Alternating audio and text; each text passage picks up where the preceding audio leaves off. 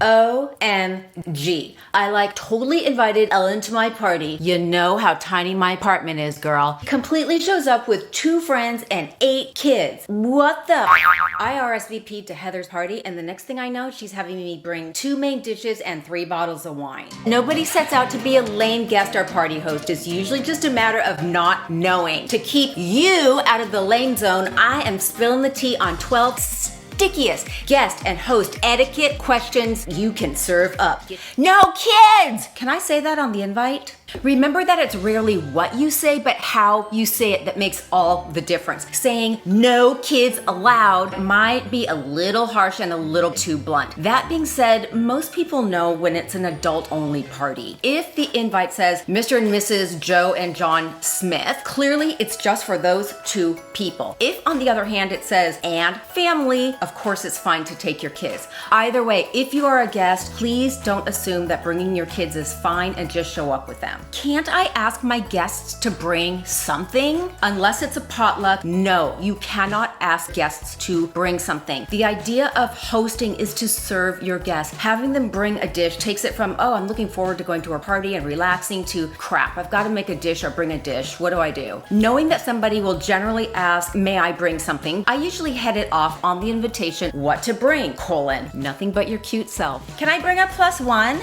No. Unless the invite specifically says Joan Smith +1, you cannot bring a +1. Hard stop. Okay, well then can I ask to bring a +1? No. It's considered a little bit imposing, and it needlessly puts the host or the hostess in an awkward position. Of course, there are always certain exceptions. If it's a very good friend and your sister's in town for the week, you may call and say, my sister is in town for the week, do you mind if I bring her? Other than that, no, it's rude to ask. A guest brought a +1 or their kids to my party. What do I do? So annoying. Suck it up, buttercup. Take a beat, welcome the person, and move on. Never, never, never make a scene. Don't make the person feel unwelcome. Just suck it up for the evening and let it go. If you are the guest who did this, don't do it again. Now you know. Can I post pictures of the party on my Instagram or my TikTok?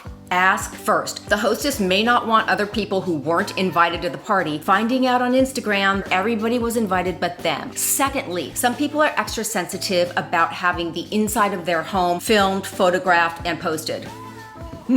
Are you coming or not? How do you handle people that haven't RSVP'd? First of all, not RSVPing in a timely manner is rude. If you haven't heard from a guest or 2 and the date is fast approaching, you have every right to call or text and say, may I ask if you're planning on attending the party? Every once in a while, especially if you send evites, it goes into a junk folder. Give them the benefit of the doubt. Perhaps they didn't get the invite. For myself, I always include a please RSVP by date. Remember, what's timely to you may not be timely to another person. So just be clear. If someone brings a hostess gift, do I have to open or serve it at the party? No. A hostess gift is just a thoughtful way of saying thank you for hosting the event. The gift is a little something for you and not to be used at the party. Especially if you bring me C's chocolates, homie, don't share those. I've been asked to bring a dish to the party. Do I also have to bring a hostess gift? Yes, a hostess gift is always the right thing to do, regardless of whether it's a potluck or an elegant evening. Something as simple as a gift bag with fresh baked cookies, and she'll probably enjoy it after everybody leaves.